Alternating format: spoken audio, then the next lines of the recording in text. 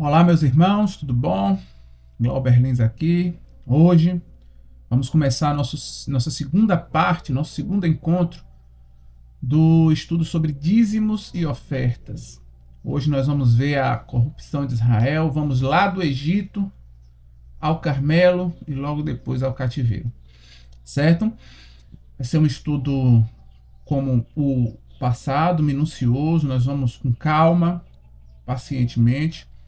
Nesse momento eu peço que o irmão pause o vídeo, ore a Deus, peça que Ele seja o teu guia.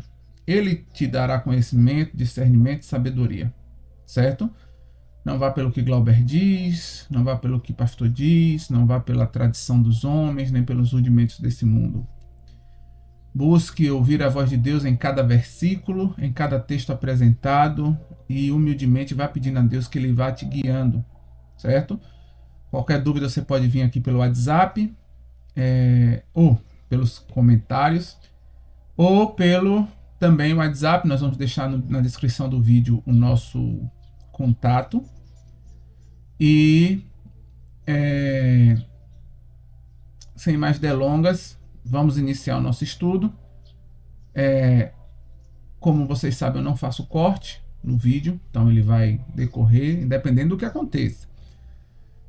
Meu intuito é que mantenha a integralidade do vídeo. Integralidade, ou seja, íntegro, que o vídeo fique de forma íntegra aqui para vocês verem, certo? Então vamos lá. Dízimos e ofertas. A corrupção de Israel. Encontro 2, do Egito ao Carmelo. Vamos lá. O que aprendemos no último estudo? O que é que nós aprendemos? Que a oferta veio antes do dízimo, que a oferta é maior que o dízimo, que o sistema é mais velho do que Israel, né? O sistema de dízimos e ofertas, o sistema do santuário em si, do sacerdócio, que a forma como se faz nunca foi o critério, até porque nós vimos que o Egito tinha a mesma forma, né? Até mais incrementada, mas era errada, era pagã. Que Israel não entendeu o pacto que Deus fez com Abraão, que era Cristo operando a obra, que era Deus operando a obra, mas achavam que eles eram executores da obra, né? Eles disseram: tudo que faremos, tudo que o Senhor pedir, nós faremos. E nisso daí, Deus, por conta dessa incredulidade, criou o santuário, que é a escola do Evangelho. E o dízimo sustentava essa escola e quem ensinava.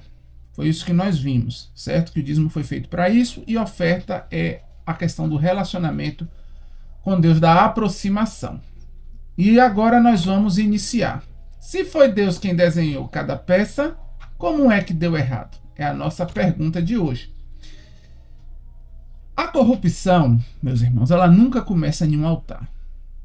Ninguém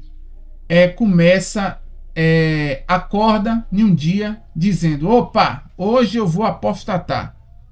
Não é isso. A corrupção, ela começa dentro do coração do ser humano, do eu, do orgulho, da cobiça, da inveja, do ciúme, né? A queda de um povo tem sempre a mesma anatomia. Um tremor pequeno no coração, uma tolerância aqui, uma facilidade ali, e só muito depois o sistema começa a desabar, certo? Deus, ele nos dá um caminho, ele nos faz um pedido. Foi como a questão de Eva no Éden. Deus fala ali, né, em Gênesis 3, 2, versículo 17, se eu não me engano. Me corrija se eu estiver errado, é 2,7. Jesus fala assim: de toda a árvore do jardim podeis comer, mas da árvore do conhecimento do bem e do mal não comereis. É isso? Quando a serpente vai lá em Gênesis 3, 7, eu acho que agora é Gênesis 3, 5, alguma coisa assim. Aí a Eva responde como? A serpente vem: Deus fala que não pode comer de nenhuma árvore do jardim? Aí Eva diz: não, de toda árvore do jardim a gente pode comer, mas da árvore do conhecimento do bem e do mal eu não posso nem tocar, nem comer. Deus deu um caminho. O ser humano sempre tende a querer mudar isso. Mudar o assim diz o Senhor. Ou para uma forma, ou para outra forma. Hoje, no povo de Deus, podemos dizer assim, existem dois extremos. Existe o extremo liberal. Não, Deus não é assim não. Deus é amor. Tudo pode. Tudo pode. E aí traz várias aberturas, concessões com o mundanismo. E vai trazendo isso para dentro da igreja. E tem uma outra vertente que vê isso, abomina e começa a dizer: Deus não quer, Deus não quer, Deus não quer. Só que eles começam a aumentar. Deus não quer, Deus não quer. Eles vão se aproximando, se aprofundando, se aprofundando, a um ponto que hoje nós temos pessoas aí que estão vivendo as 613 leis. 613 leis? De Levítico. Né? Tem adventistas aí que a lei é tão estrita, e ele é tão seguidor da lei, que é uma lei que não foi Deus que instaurou, foi ele mesmo que instaurou, então ele se torna o próprio juiz do povo. Fulaninho não faz isso, não pode fazer isso, não pode fazer aquilo. Isso também acontece porque temos um povo que não busca conhecer a Deus, né? Porque se cada um, particularmente, fosse a Deus, porque qual é o plano de Deus? Cada um fosse sacerdote, né? Uma nação sacerdotal. Se cada um fosse a Deus, Deus escreveria a lei no coração dele, ele saberia a vontade de Deus, né? Mas uns vai a Deus ainda com o homem dentro dele, com as suas próprias vontades, seu próprio gosto, e outros vão a Deus querendo dizer o que é que Deus quer, o que não quer. E aí eles mesmos estipulam uma lei. Eles não vão pelo assim diz o Senhor, compreendendo a vontade de Deus. Todos os dois extremos usam a palavra de Deus. Os dois extremos usam a palavra de Deus, né? Um usa dizendo, olha, 1 João 4,8, Deus é amor. Aí usa também Paulo falando, não é o que entra na boca que contamina. Aí faz aquele negócio todo. Aí, tá vendo aí? Então não é isso. É o seu coração que está contaminando a comida. Come do que quiser. O outro extremo também pega a palavra de Deus. Olha, Deus fala que a comida nos últimos dias vai estar envenenada. Então não posso comer mais nada que recebe adubo, agrotóxico, veneno, etc e tal. Eu só posso comer o que vem de original da terra. E ainda por cima, eu tenho que ver qual tipo da semente. Não pode ser qualquer semente. Tem que ser aquela semente. Beleza, ele está tentando buscar o melhor. Até aqui, eu ainda não vejo erro. Eu vejo erro quando ele, neste momento, ele começa a falar: olha, você que mora na cidade, que come isso, você é um pecador miserável, você não tem salvação, você está em pecado, você está todo errado. Ele começa a ver já o ser humano, ele já começa a ser um juiz, né? Ele deixa de ser filho de Deus, pecador, pior ainda possível do que a pessoa que ele está condenando, mas para ser um juiz. E ali, com esse zelo exacerbado, um zelo que Deus não podemos se dizer assim, deixa eu ver, né? A melhor palavra para eu falar aqui, porque como eu não faço cortes, então eu tenho que falar da melhor forma. É um zelo exacerbado que o Espírito de Profecia mesmo, ele diz que é algo que Deus não nos pede. Deus não nos pede para fazer 40 dias de jejum. Ele não pede isso. Vamos fazer jejum? Precisamos. Mas como? Você já pesquisou como é? Já se adentrou? Agora, não pegar um pedacinho do texto, ver o contexto, entender a situação, né? Tanto para uma parte quanto para outra. As duas hoje buscam um extremismo. E essa é a forma que Satanás trabalha, né? O extremo. E nós vamos ver isso nesse estudo. Mas vamos lá. Então hoje nós vamos fazer um raio-x de Israel, né? Vamos ver os primeiros traços, quando ainda pareciam nada, o momento em que a corrupção deixou de ser pessoal e virou estrutura, a hora em que se tornou dinastia e o que Deus fez quando não sobrou outra saída. Então a corrupção começa no coração de quem se aproxima do altar. Chega ao altar depois, quando já é tarde. Vamos lá? Os primeiros traços começou aonde? No deserto. Egito no coração. Eles estavam livres do Egito havia poucos meses, comendo pão do céu, guiado por uma coluna de fogo, recebendo água. E mesmo assim, o que é que eles declaram? Lembra-nos dos peixes que do Egito comiam de graça? E dos pepinos, e dos melões, e dos porros, e das cebolas, e dos alhos? Olha só.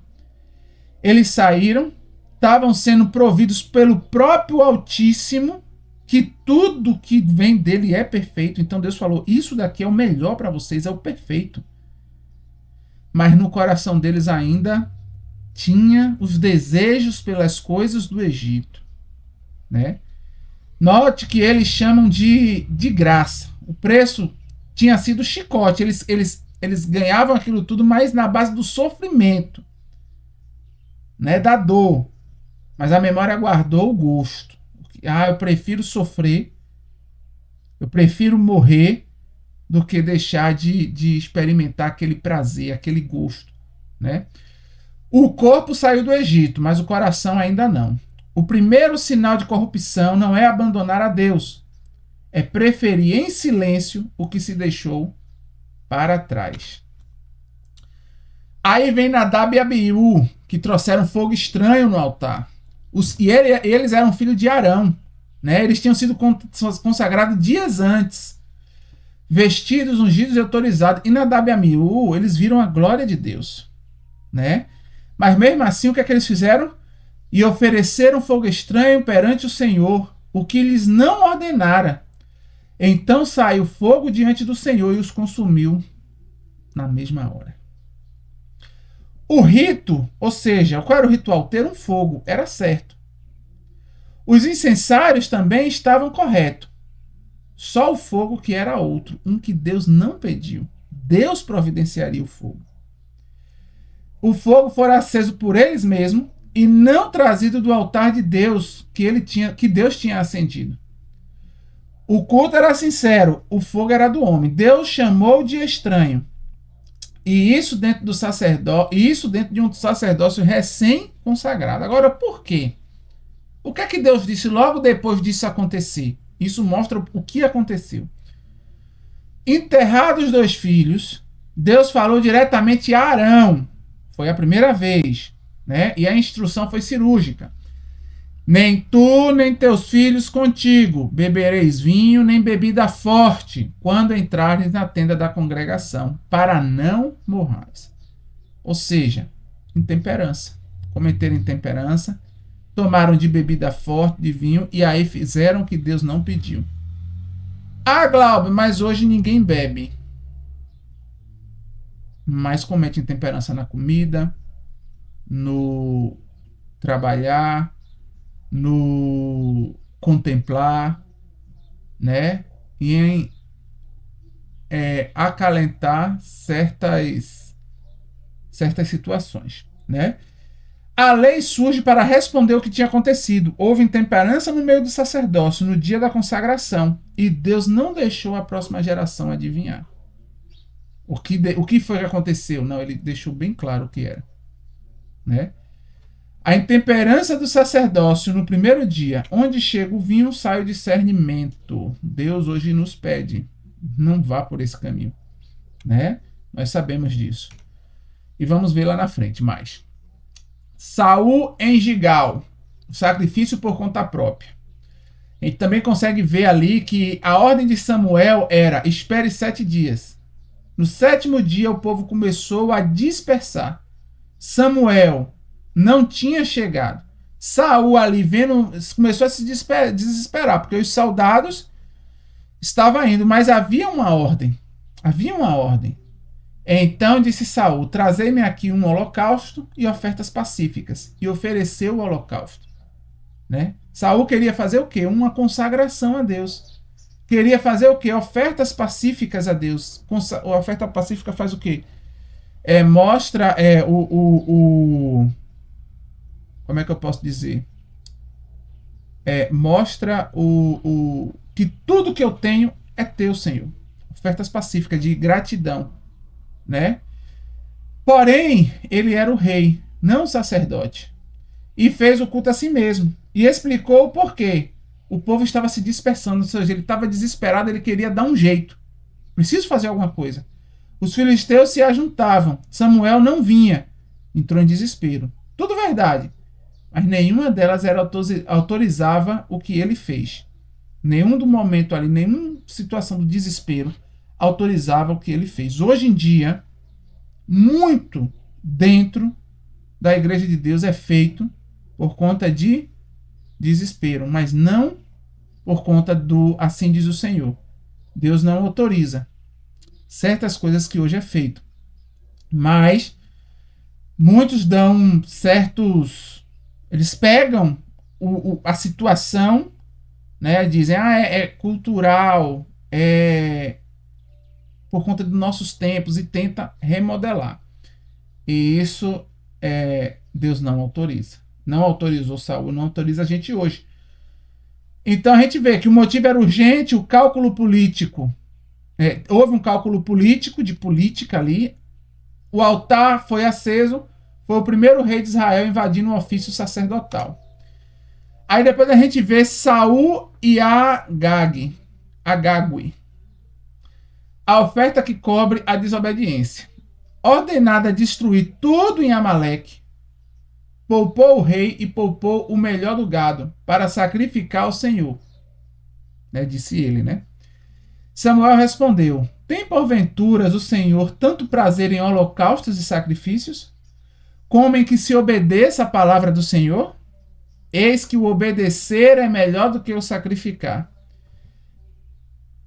Saul viu gados gordos e falou: não, olha só, vou pegar e vou oferecer a Deus esse gado gordo. Mas qual foi o pedido de Deus? Destrói tudo, eu não quero nada. Mas ele foi lá e modelou, deu o jeitinho dele, achando que era o melhor para Deus. O que é que a gente está vendo aqui? Caim. Mesma coisa que Caim. E Deus fala: olha, obedeça, é melhor obedecer do que sacrificar. Se você tivesse obedecido a Deus, estava tudo certo. Mas você preferiu desobedecer para sacrificar. Deus prefere a obediência do que o sacrifício. Olha que coisa interessante, né? A liturgia estava impecável. Era o melhor do rebanho. Ia para o altar do Senhor. E não valia nada, porque saía das mãos de um homem que tinha decidido não obedecer. Caim ofertou, mas foi do jeito dele. A oferta grande e obediência partida é a fórmula pelo qual o culto morre por dentro, com o altar aceso. Então veja que Israel ele já veio aos poucos, né? Entrando nessa decadência, fazendo certas situações. E como ele era rei, isso refletia em todo o povo. Então o que é que a gente aprendeu até aqui? Que o coração do povo ainda estava no Egito, o gosto não se deixou para trás.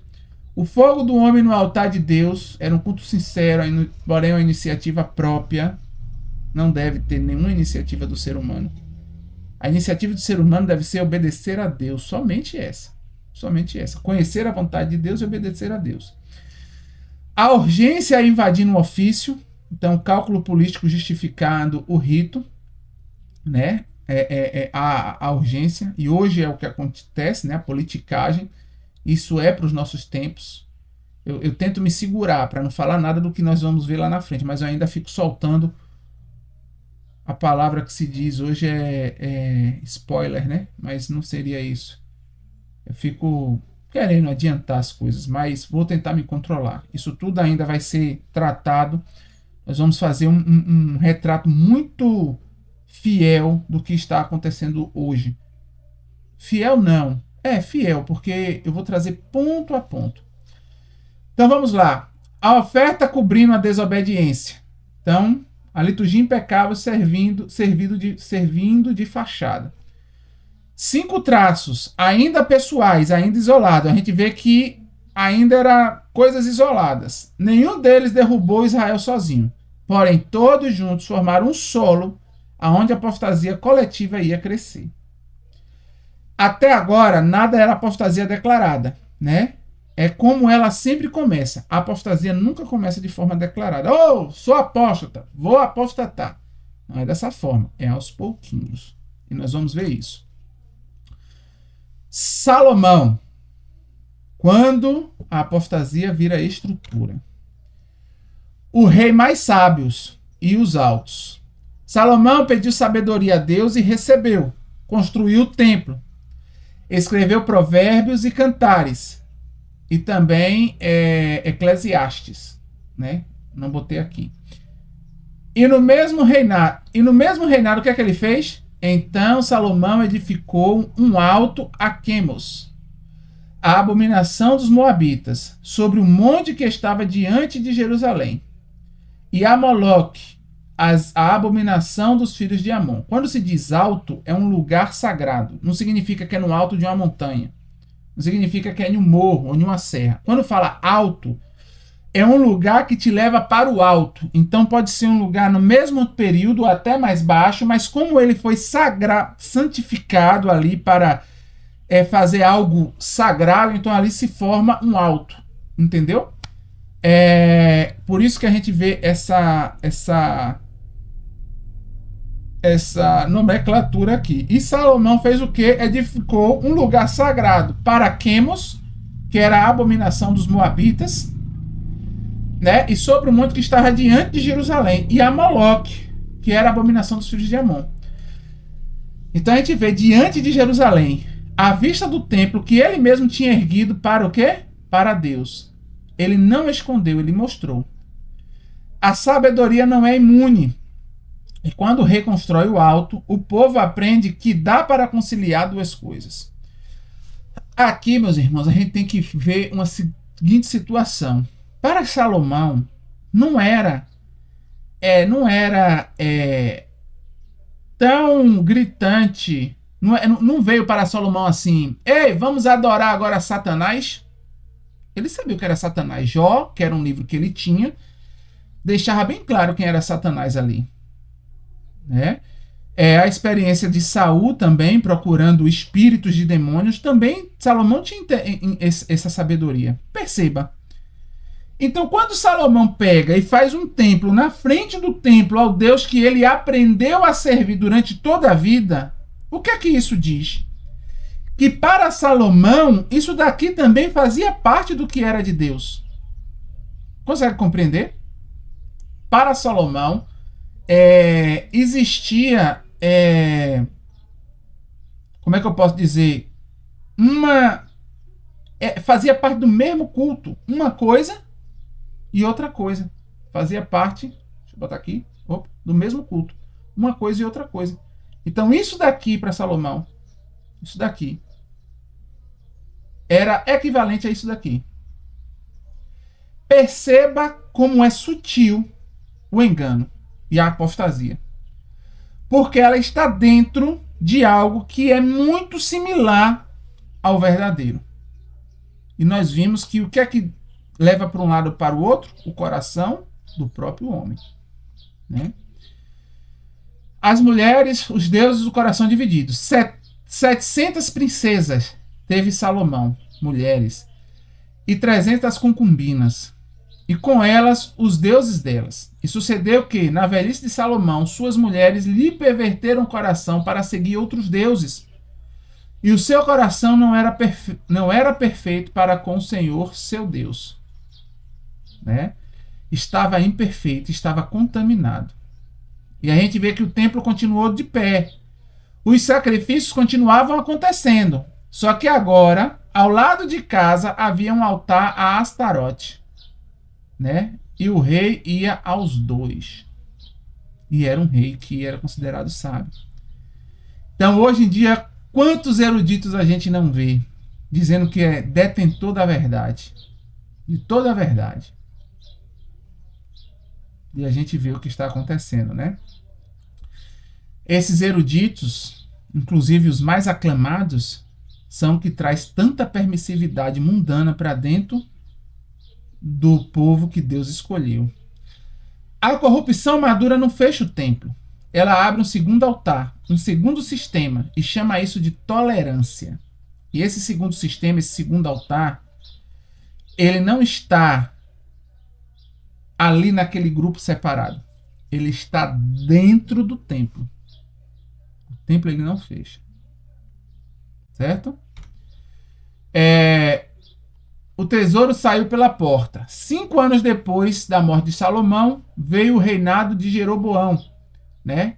E a gente lê: Sisaque, rei do Egito, subiu contra Jerusalém e tomou o tesouro da casa do Senhor. E os tesouros da casa do rei, sim, tudo tomou. Então o ouro que o povo tinha trazido para sustentar a casa de Deus voltou para o Egito. Interessante isso, né? Jeroboão, quando vira sistema, perceba que Deus deu a riqueza ao povo dele e voltou ao mundanismo, né? O Egito simboliza o mundanismo, né? O mundo em si, a visão mundana. E uma visão que não acredita em Deus, não tem Deus. Todo tesouro voltou a Deus. Isso é bem interessante da gente entender. Então, Jeroboão, quando virou um sistema, houve aqui, aí Salomão morreu. Na morte de Salomão, o filho dele dividiu. Houve uma guerra lá e dividiu, né?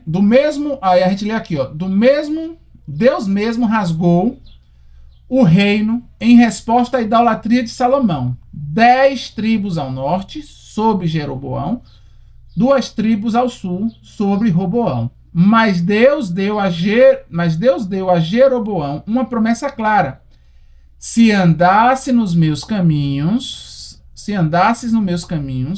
edificar-te-ei casa firme. Deus falou, né? Só que o novo rei fez uma política, fez uma conta. Ele parou para raciocinar. O templo de Deus estava em Jerusalém, no seu território rival, no território de Roboão. Se o povo continuasse buscando a Deus lá em Jerusalém, 3 vezes por ano, mais cedo ou mais tarde, o povo voltaria para Roboão. E isso, politicamente, seria instável para ele. Ele não queria aquilo. O ser humano buscando fazer política, né? Então, o que é que ele fez? Ele não trocou a religião. Ele manteve o nome do Senhor. Porém, ele reformulou o culto por dentro, para não perder o trono. E o que é que Jeroboão fez? Primeiro, ele mudou o lugar. 1 Reis 12, 28. Assim tomou o rei conselho e fez 2 bezerros de ouro e disse ao povo: muito trabalho vos será o subir a Jerusalém. Vês aqui os teus deuses, ó Israel, que te fizeram subir da terra do Egito. Olha aqui. Que sutil, né? Existia o templo em Jerusalém. Ele falou: não, vamos fazer um templo mais perto, para que vocês não precisem ir tão longe, né? Então ele fez um santuário em Betel, ao sul, e outro em Dan, ao norte, descentralizando convenientemente, né? Trazendo para próximo. E os argumentos não eram teológicos, era logístico. Muito trabalho você ir até Jerusalém. Vamos fazer algo aqui similar, né? E isso aqui ficou uma lição importante. Quando o culto se justifica pela conveniência, o problema deixou de ser o culto. Consegue perceber? Eu creio que para muitos que estão fazendo esse estudo, o Espírito Santo está conduzindo. O Espírito Santo está mostrando similaridades, ecos dessas situações nos dias de hoje. Se o irmão quiser deixar no comentário, a irmã, vai ser ótimo. Pode deixar aí que eu tenho interesse em estar lendo isso. A forma já existia no templo, né? No templo de Salomão, a gente precisa entender o seguinte: no templo de Salomão teve o mar de bronze, que era o quê? A pia, onde os sacerdotes se lavavam. E lá era sustentado por 12 bois de bronze. Está em 1 Reis 7, 23 a 25. A figueira do boi estava ali, porém por desenho próprio de Deus. Davi, inspirado, que desenhou. Embaixo da pia, sustentava o serviço. Nunca estava no lugar de adoração. Ele sustentava o serviço. Né? Roboão não inventou um símbolo estranho quando ele botou 2 bois lá na frente. Ele pegou uma peça do culto verdadeiro, tirou debaixo da pia e pôs em cima do altar. Então perceba que a apostasia, a gente vê assim, fizeram um bezerro de ouro, fizeram aquilo, a gente fala, não, é estátua. Nunca em minha vida eu vou adorar Maria. Nunca eu vou adorar João, nem João Batista, nem João Apóstolo. Nunca eu vou adorar nenhum ser que não seja Deus. Mas aí, disfarçadamente, eu estou fazendo uma festa de São João.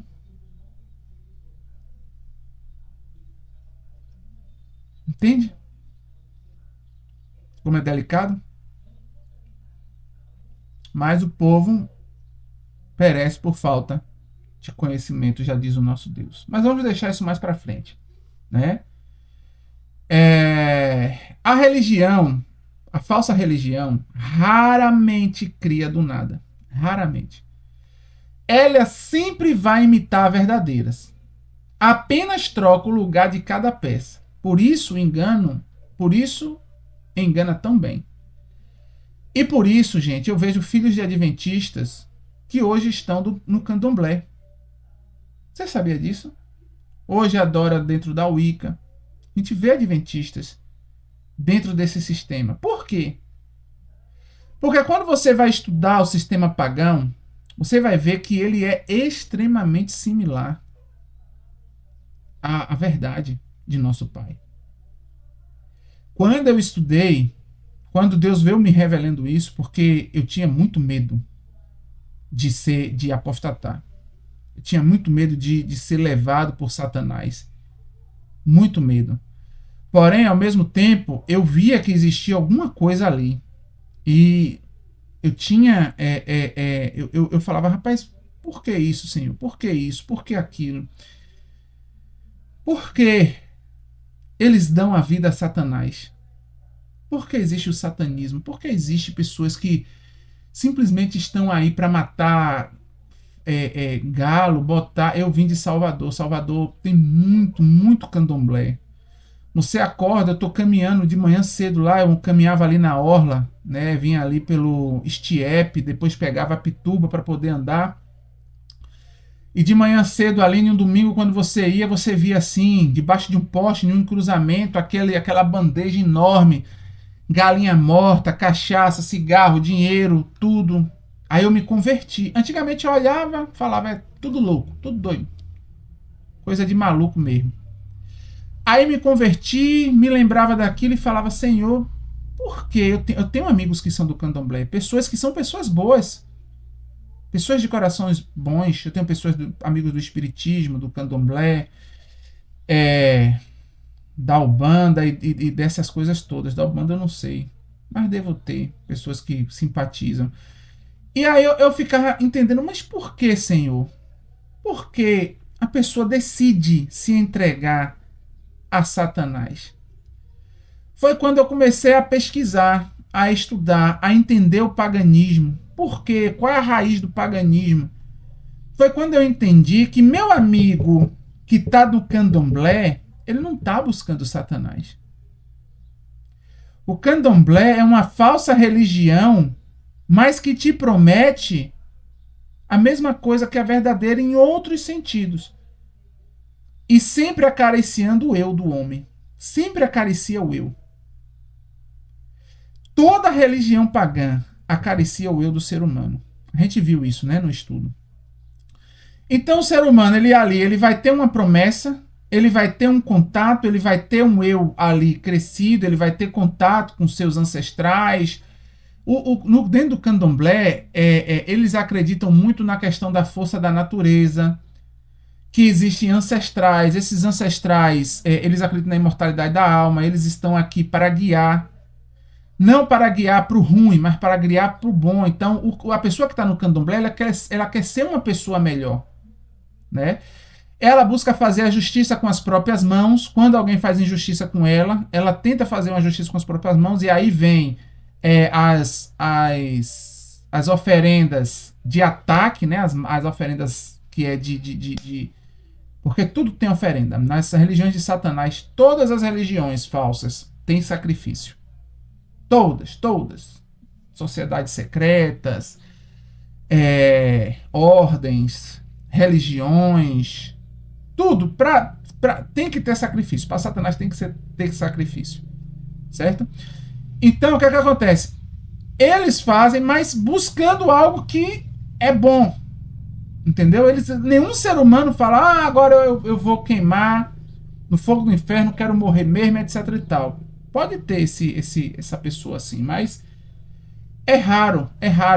Não é isso que conduz massa. O que conduz a massa é algo que agrade, que me dê uma esperança. E sempre nessas religiões falsas, Satanás vende isso. Entendeu? E isso é interessante a gente conhecer, porque a gente que está de pé precisa conhecer o sofisma de Satanás, porque dentro da verdade, Satanás se transfigura em anjo de luz. E ele leva muitos. Muitos que acham que estão na igreja, e por estarem na igreja, aquela igreja tem um muro de fogo que vai proteger ela de qualquer coisa. Então ela pode continuar como ela é, e por eu estar na igreja, eu estou no caminho certo, e ali ela menospreza o estudo, a comunhão com Deus, a busca pela verdade, menospreza muita coisa e acaba caindo, né? E a gente vê isso com Salomão, né? Salomão, ele tinha toda a verdade, ele tinha o evangelho em sua essência e ele era extremamente sábio. Mas o engano de Satanás é tão sutil que ele derrubou a terça parte do céu. Ele fez Eva pecar, Adão pecar também. Salomão, o homem mais sábio do mundo, que já pisou nessa terra, o homem mais sábio foi Salomão, caiu no sofisma de Satanás. E a gente tá aqui achando que não, eu jamais eu vou cair. Que isso fique de referência. Vamos lá, para o estudo não ficar muito longo. A imagem. Nos dois santuários, o mesmo objeto, um bezerro de ouro. E o discurso não era, troquei de Deus, era, eis o teu Deus, o mesmo que te tirou do Egito, agora à vista, agora tocável, agora explicado. E vê que lá na saída do Egito, eles fizeram o quê? Um bezerro de ouro também. Olha a similaridade. É a segunda vez que Israel vê aquela cena. Arão fez o primeiro bezerro no Sinai e disse quase as mesmas palavras.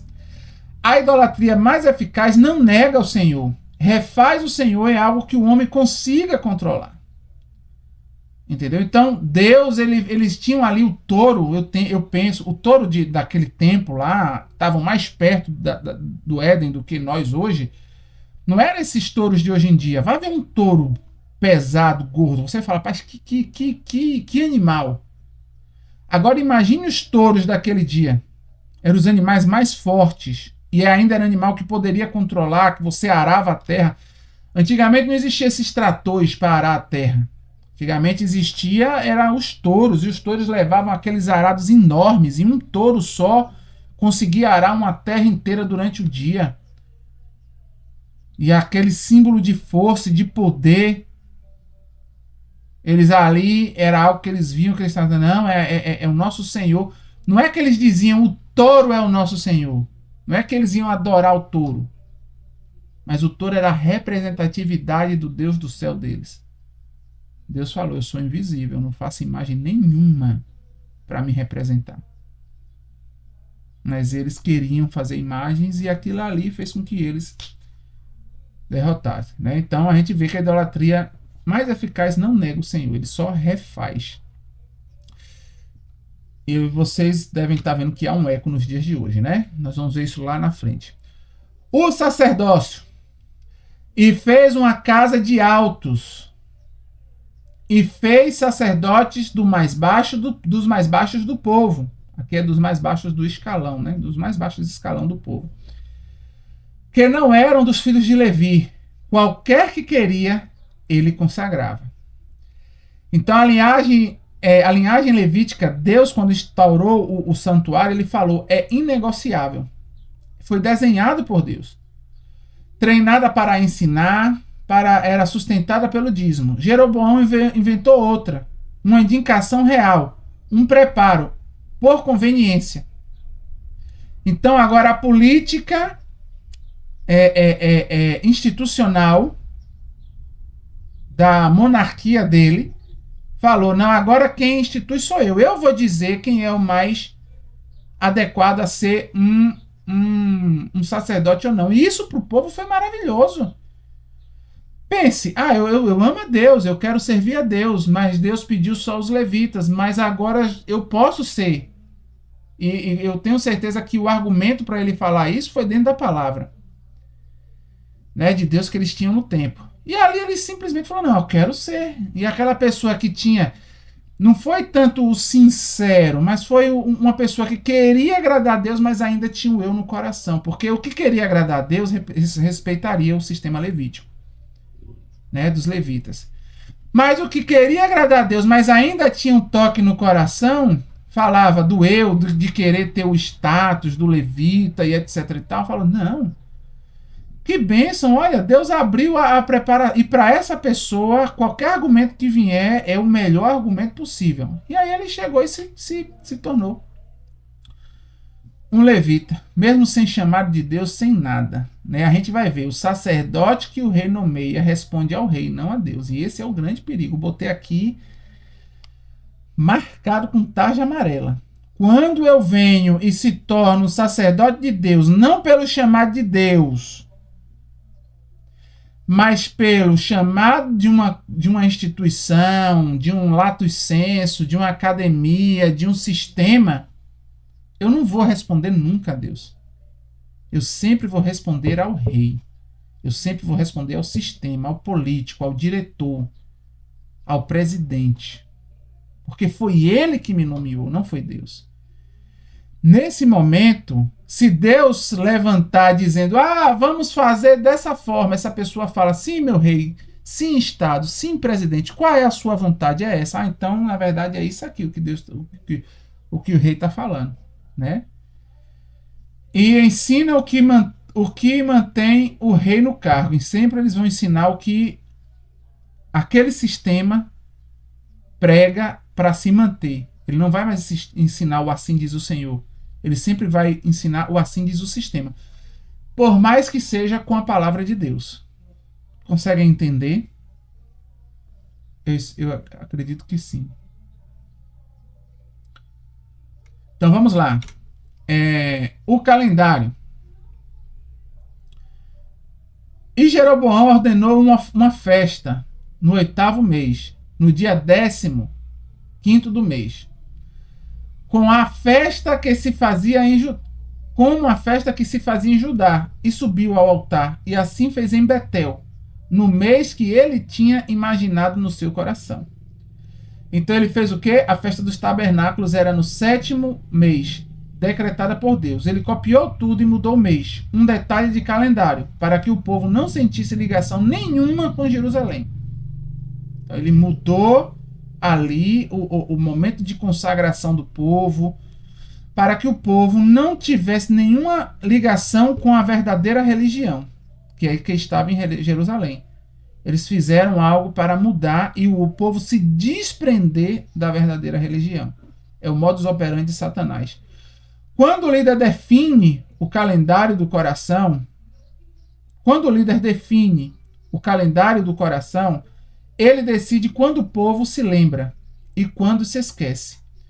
Então, quando eu sigo calendários, esse calendário começa a definir o que eu tenho que me lembrar, o que eu tenho que comemorar, o que passa no meu coração. E o verdadeiro é esquecido. Por quê? Porque aquilo ali está se tornando grandes festas. Né? Fazendo um adendo aqui, Satanás trabalha com isso. Satanás trabalha com isso. Festa de Ano Novo, Carnaval, né? Se eu pego esse carnaval e me trago para outras coisas, faço festa nesse mesmo momento, por mais que não seja festa para Satanás, é festa para Deus, né? Mas naquele momento de descontração, eu trago o que o mundo me oferece de prazer, né? Aquilo ali, tudo vai moldar o seu imaginário, a sua mente, né? Aí eu vou comemorar um dia dos pais, um dia das mães, um dia de criança, dia de avô, dia de enfermeiro, dia de médico, dia de psicólogo, São João, Páscoa e etc e tal. A gente vê que é o modus operandi de Satanás é trabalhar com datas. A própria Bíblia diz, né? Mudará as datas e as leis, né? Os tempos e as leis. Mudando-se o tempo, eu mudo a mente da pessoa. Entendeu? Ah, Glauber, então é paganismo eu fazer o Dia dos Pais? Eu penso o seguinte, não é que você ali indo para aproveitar que é feriado, um feriado, e você ir ao seu pai ali, vou aproveitar para estar com meu pai.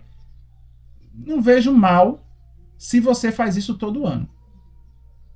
Se o seu pai para você é um motivo de você estar ali indo no janeiro, no dezembro, no fevereiro, em qualquer mês você está ali e seu pai tem uma preocupação. Agora, se você passa o ano todo, não dá um presente para o seu pai, não senta para jantar com seu pai, não faz um almoço com seu pai, não leva seu pai para passear, não faz nada, mas no dia dos pais, aí é diferente, é o dia dos pais.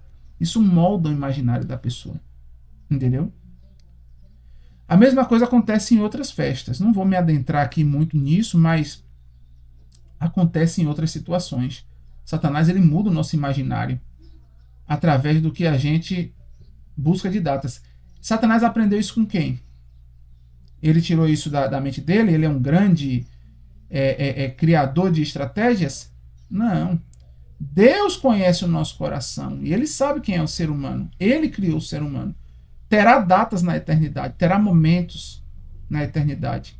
Lá fala, né, de um sábado a outro sábado. E Deus, quando instaurou seu povo, fez as festas, fez as datas.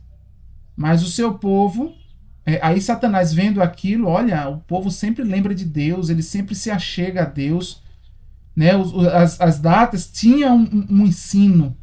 Da mesma forma que as datas hoje, esse calendário que nós temos de festividades, tem um ensino também.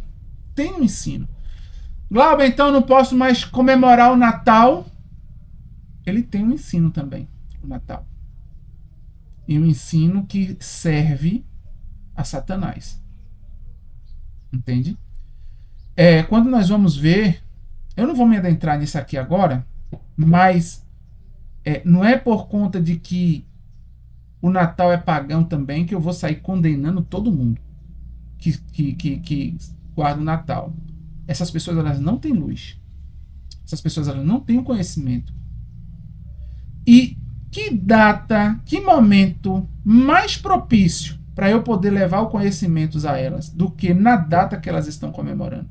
Você entende que nós, como o povo escolhido de Deus para esses últimos dias, como nós podemos trabalhar em favor do Evangelho? E quando você vai ao Espírito de Profecia, você vai ver que é isso que Deus nos ensina através da mensageira. Então vamos lá.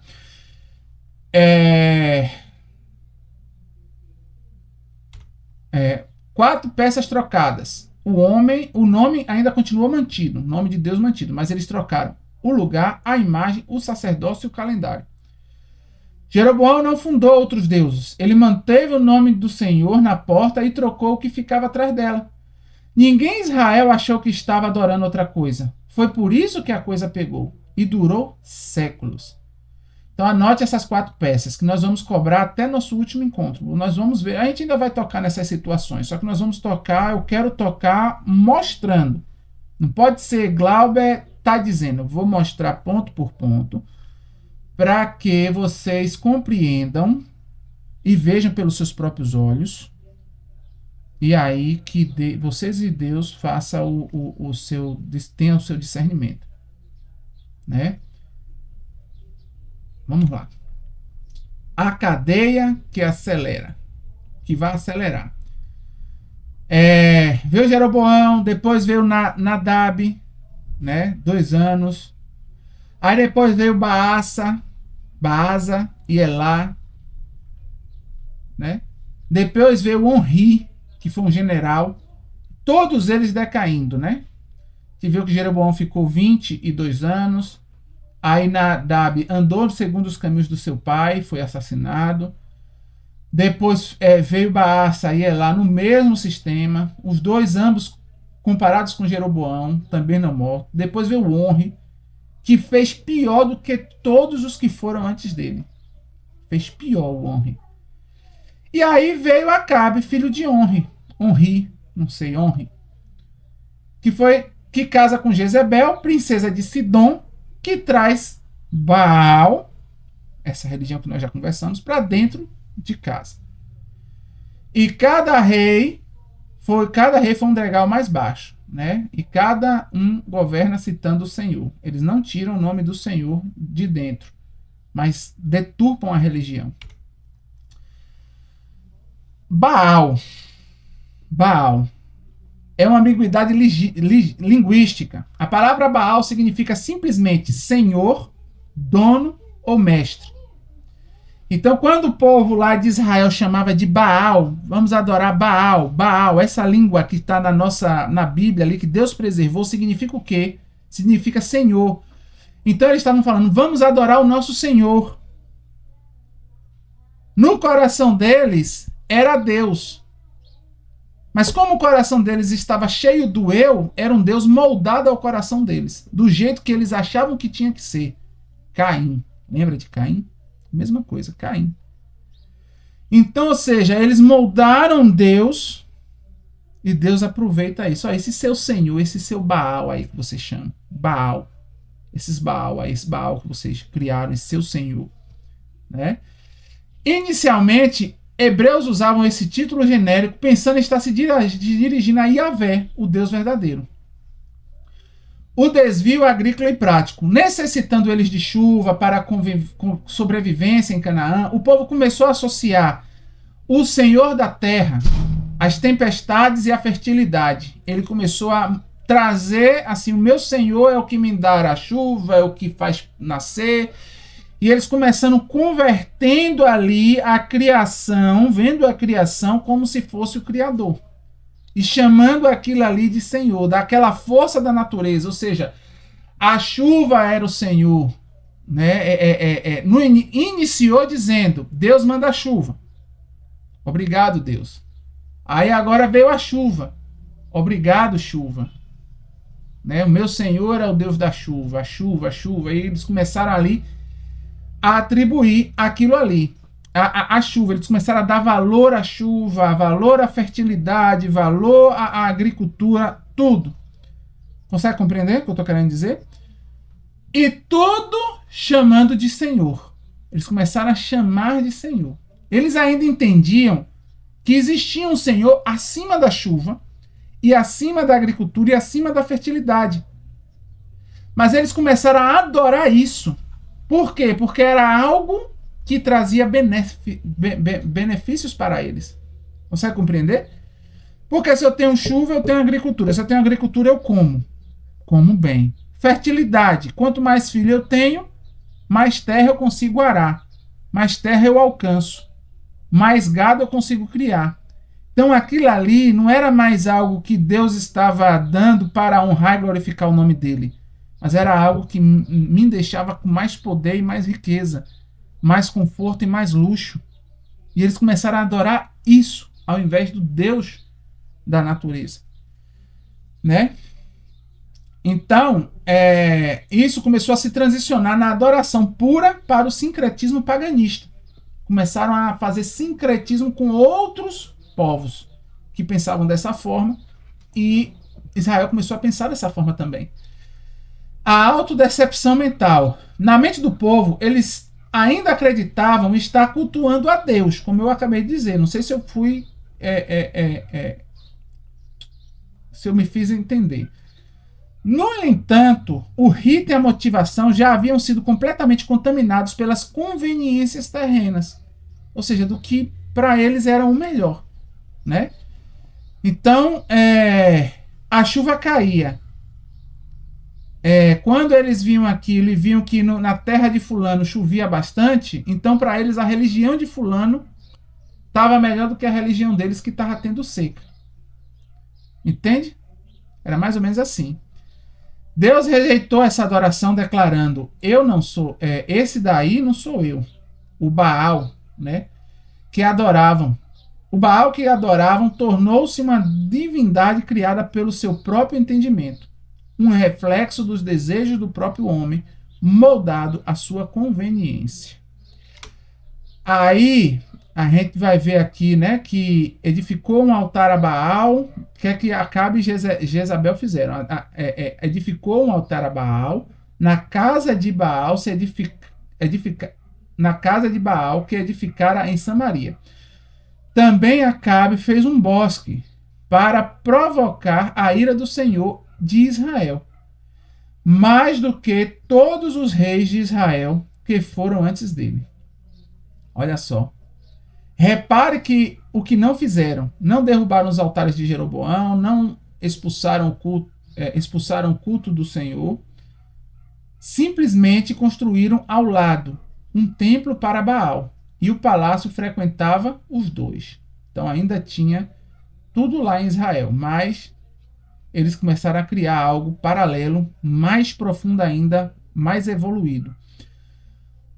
A corrupção madura não elimina o rival, né?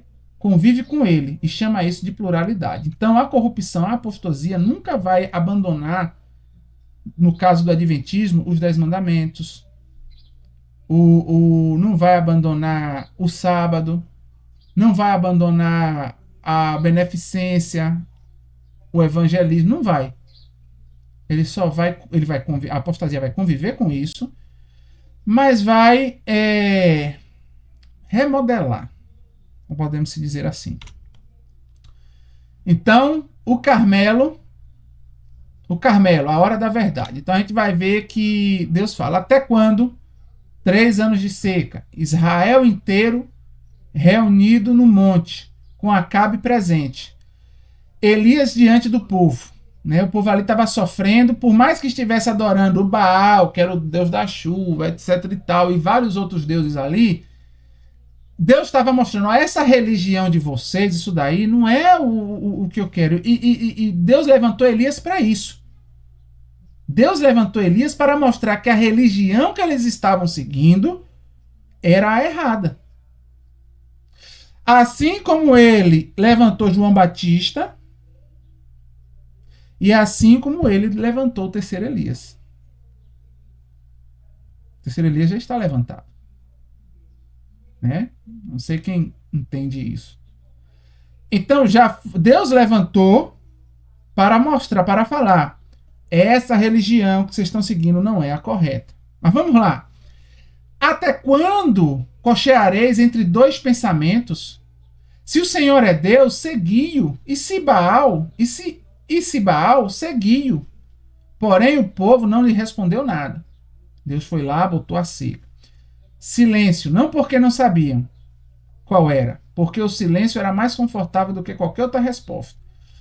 Israel já sabia, só não queria mais escolher. E os dois tinham virado a religião oficial do coração. Eles sabiam qual era certo.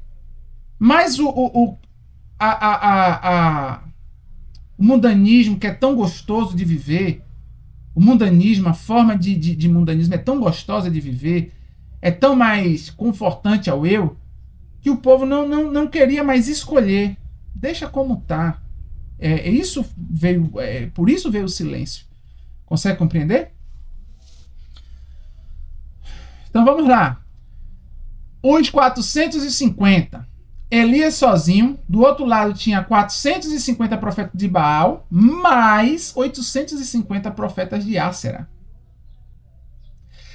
Todos alimentados à mesa de Jezabel. 1 Reis 18, 19. A conta então era essa: um homem contra 850.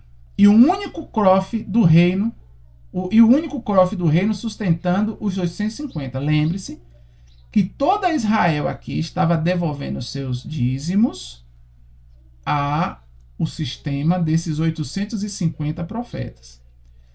Nesse período, Deus só tinha um falando por ele. Interessante saber isso, né?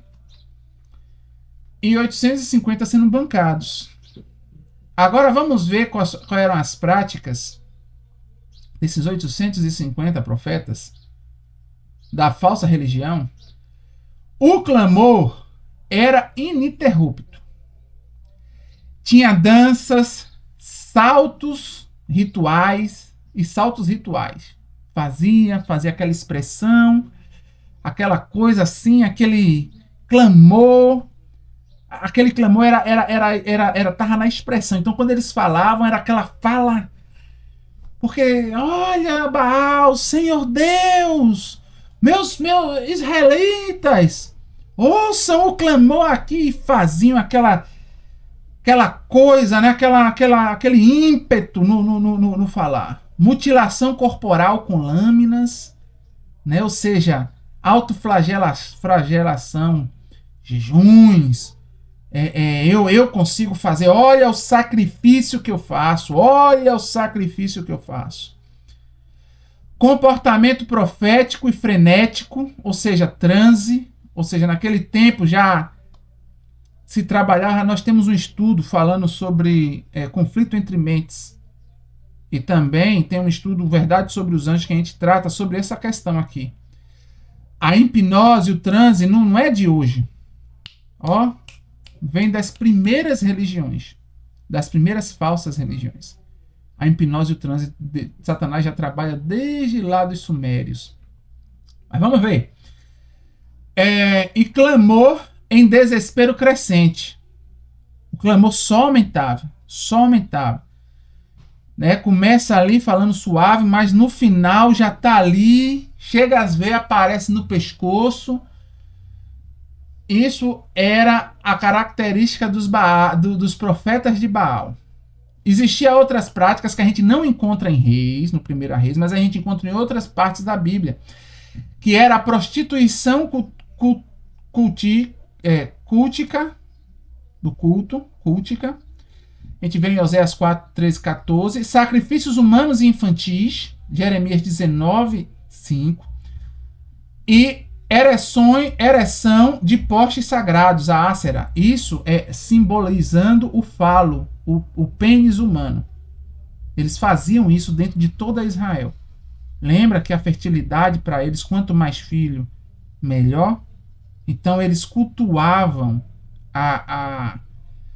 a fertilidade ao ponto de ter a questão da prostituição, né, da ejaculação, de tudo. Quando vocês estudam isso também, vocês ficam bestas. Mas não vamos entrar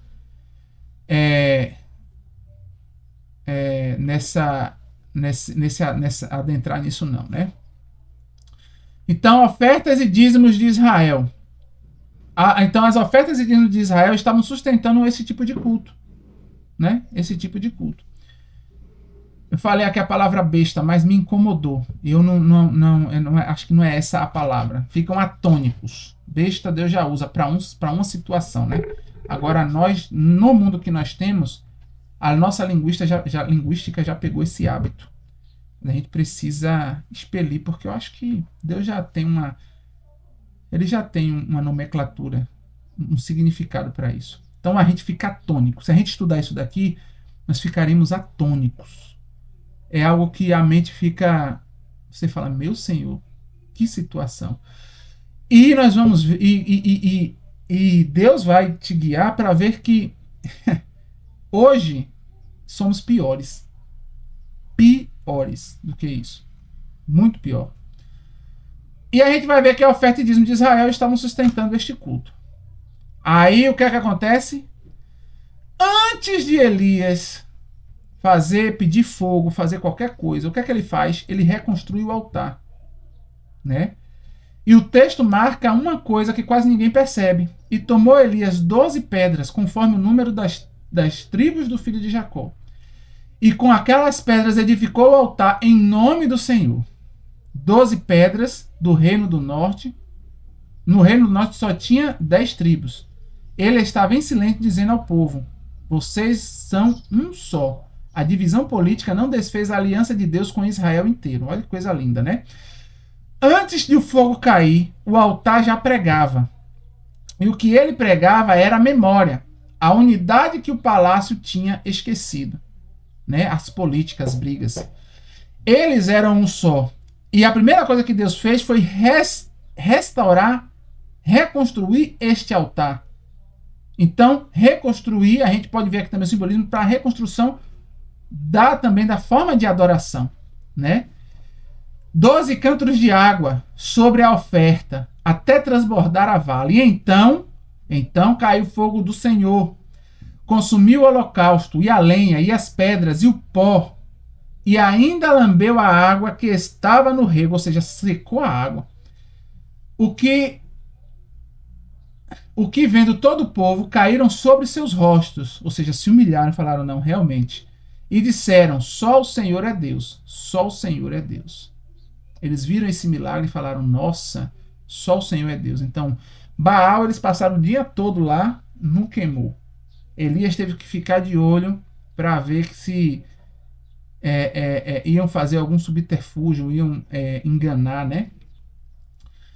A resposta que o povo se recusava a dar em palavras, Deus arrancou deles pelo joelho. Então Deus, muitas das vezes, ele faz essas situações em nossas vidas que nos faz ver que ele é Deus e não há outro senão ele, né? Deus arrancou de joelho a resposta dele: só o Senhor é Deus, só o Senhor é Deus. Olha que coisa linda. E logo depois, os 450 profetas de Baal foram executados, o povo clamou a Deus, a seca terminou. E na manhã seguinte, Acabe voltou para o palácio. E Jezebel mandou matar Elias. E a estrutura oficial do reino não mudou nenhuma linha. O milagre convenceu por uma tarde os incrédulos.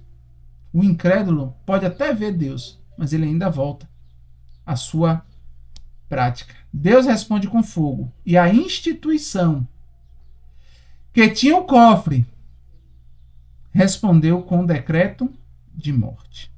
Prestem atenção. O reino do norte cai.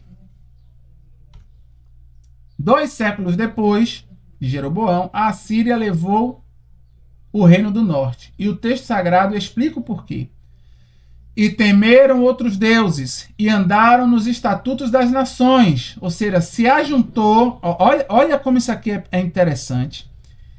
Guarde isso, porque isso é de extrema importância lá na frente.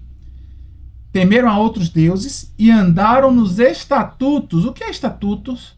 As leis, né? Das nações. Quais nações? Das outras nações, né? Eles eram para ser um povo separado, mas as nações eram unidas ali, tinham outros estatutos. Esse povo separado andou debaixo desses estatutos. Grava isso, irmão. Assim aos seus filhos e aos filhos de seus filhos, como fizeram seus pais, assim fizeram eles até o dia de hoje. E por isso, pá! A Assíria levou o rei do norte. Eles não caíram pela Assíria, caíram por dentro, muito antes. A Assíria só entrou pela porta de 4 peças. Uma cadeia de reis e um casamento com Sidom tinha deixado essa porta aberta. Nações não caem pelo inimigo de fora, caem por dentro. E depois o inimigo de fora entra. Exatamente. Quando você vai estudar a história, principalmente a história das nações, você vai entender isso. E o cativeiro ele foi uma separação. A palavra castigo é a primeira que vem à cabeça, né? Quando a gente pensa cativeiro, Deus deu um castigo. Mas há uma leitura que o texto não desmente e que muda tudo. Dentro do rei do norte havia fiéis. Elias mesmo ouviu de Deus que 7.000 homens não se dobraram diante de Baal. Eliseu veio desses 7.000 homens. Enquanto o sistema estava de pé, esses 7.000 homens viviam misturados com uma estrutura que os arrastava. Mas eles não se dobraram o joelho a Baal. O cativeiro fez o que a pregação de Elias não conseguiu. Ele separou. Muitos fiéis foram levados para viver entre os pagãos, que reconheciam o Senhor como poderoso. E ali eles floresceram. Daniel é exemplo depois. A instituição corrompida ficou para trás, né? Deus não abandonou o remanescente e não abandona os remanescentes de hoje também. Tirou do sistema que estava matando por dentro. Guarde essa ideia quando falarmos no fim da série de expulsar-vos-ão das sinagogas. Ela vai voltar, né? Jesus fala, né? E vos expulsarão das sinagogas. Judá segue o mesmo padrão, né? Então Acais copia Damasco, né? Acais, rei de Judá, viajou a Damasco para se encontrar com o rei da Síria. Viu lá um altar imponente, gostou do modelo e mandou ao sacerdote Urias em Jerusalém um esboço. E o sacerdote Urias edificou um altar conforme tudo que o rei Acais tinha ordenado de Damasco. Assim o fez o sacerdote Urias. É Urias, né? Urias. Antes que viesse o rei Acais de Damasco. Olha. E quem era o Jerusalém? Era o povo. Havia a apostasia de Salomão. Deus separa. A maioria fica no norte, totalmente apostatado, mas Deus separa um povo no sul, que é onde estava Jerusalém, a verdade de Deus. O que o povo de Jerusalém fez que tinha a verdade de Deus? Foi, visitou o norte, viu que está. Olha que coisa grande, que coisa bonita, que coisa espetacular, e trouxe para dentro da verdade presente para aquele tempo. Eu acho que o irmão que está estudando até aqui é da verdade presente vai entender isso aqui, nesse momento. Que Deus te conduza. Poucos vão ser conduzidos até aqui. Eu queria conhecer esses poucos. Ei, se você estiver estudando estudo até aqui, precisa deixar comentário não. Nem curtir, nem nada disso. Isso daí é o Espírito Santo que faz. Eu quero que, se possível, fale comigo no WhatsApp. Ei, irmão, eu estudei até essa parte que o irmão falou da verdade presente no estudo 2, para eu te conhecer, porque Deus vem juntando os seus. Eu creio. Está se formando. Deus está levantando já. Está perto dele voltar. Muito perto. Louvado seja o nome dele. Então, a gente vê o que ele fez, né? O templo lá continuou de pé de Jerusalém. O sacerdote continuou no cargo de Jerusalém. Só o altar central agora era uma cópia do que ficava fora, na terra de um rei pagão. Judá não trocou de Deus, trocou o modelo. E o sacerdote construiu antes de o rei voltar. Manassés dentro do próprio templo. Também edificou altares na casa do Senhor, e edificou altares de todo o exército dos céus, em ambos os átrios da casa do Senhor. Também fez passar os seus filhos pelo fogo, e adivinhava e prognosticava. Olha só o que fez Manassés. Ele edificou altares na casa do Senhor para outros deuses. Isso aí aqui a gente já pegou. Agora olha que interessante. Edificou altares a todo o exército dos céus. Quem são os exércitos dos céus? Quem são? Os anjos, né? Lembra que na Bíblia Deus diz não adore anjos? Paulo fala. É Paulo? Que fala, não sei. Me veio à mente, mas a Bíblia diz. Não, é Paulo, eu acho. Não faça adoração a anjo. Nenhum anjo é de adoração. Você não pode adorar. Apocalipse a gente vê, né? Não. Como é que se diz? Não adore. Não me adore porque eu sou um conservo seu. Eu sou um como você. O anjo que estava do lado de João fala, né? Então preste atenção. E eles começaram a adorar os anjos. Hoje existe várias pessoas aí nessa questão de anjos. Muito preocupado com anjos. Anjos têm o seu lugar. A gente tem lá no estudo. Nós temos um estudo no canal, é A Verdade sobre os Anjos. Muito interessante. Busquem estudar. E também a gente vai ver que ele começou a passar o filho pelo fogo, matar os seus filhos. Né? Hoje em dia também muitos passam pelo fogo. A grande maioria. 99,99%.